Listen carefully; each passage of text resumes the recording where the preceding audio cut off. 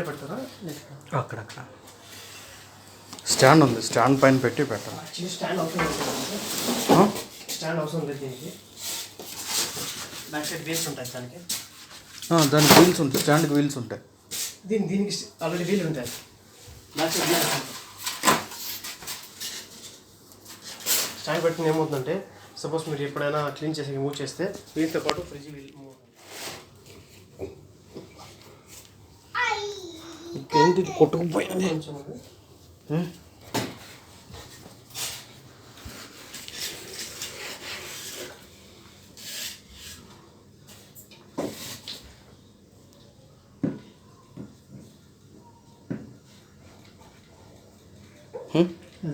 Cooling లేకపోతే water వేయండి.